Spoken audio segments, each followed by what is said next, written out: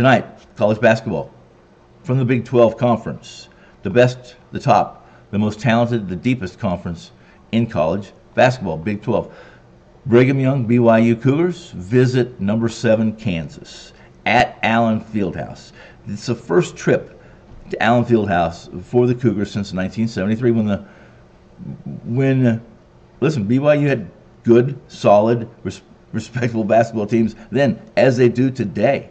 It wasn't a great trip for BYU then, but then KU had Bud Stallworth, my favorite player as a kid. I grew up a stone's throw from the Fieldhouse, as I've mentioned many times during videos. The Cougars and the Jayhawks have some common denominators. That is, they're both terrific passing teams with size, with length, and with protractors that understand the game. They value the possession of the basketball. They both rank in the top 5 in assist to turnover ratios.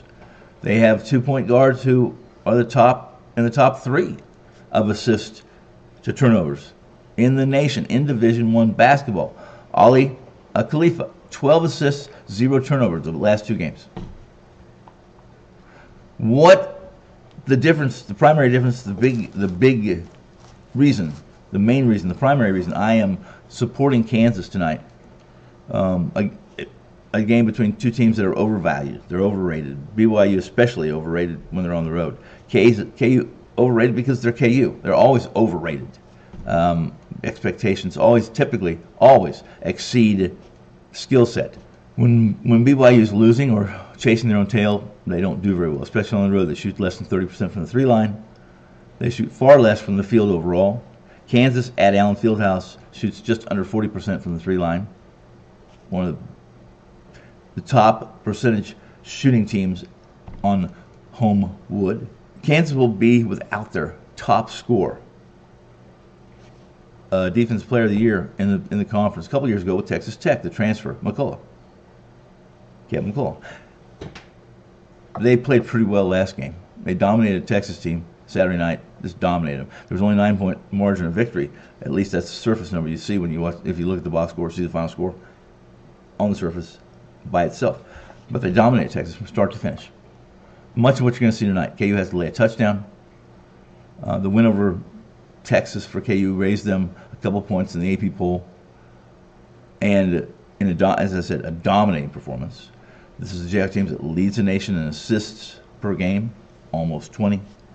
3rd in the nation field goal percentage at home, Allen Fieldhouse. I've mentioned DeJuan Harris Jr., the top orchestrator, one of the top 2 orchestrators at any level in basketball. And they got soon-to-be NBAer, Hunter Dickinson in the paint, hanging out under the rim.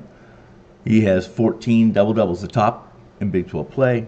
The Michigan transfer is slashing 18-10 per game. Bill Selk approaching 800 wins in his career, 600 at Kansas.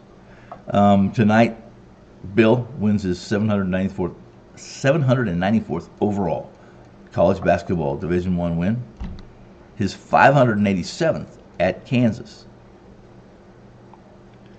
BYU re-enters the state of sunflowers, and not for a positive exit. They lost to Kansas State, the Little Apple, on Saturday. They lose tonight, a Tuesday night, Big Tuesday, ESPN game at Allen Fieldhouse.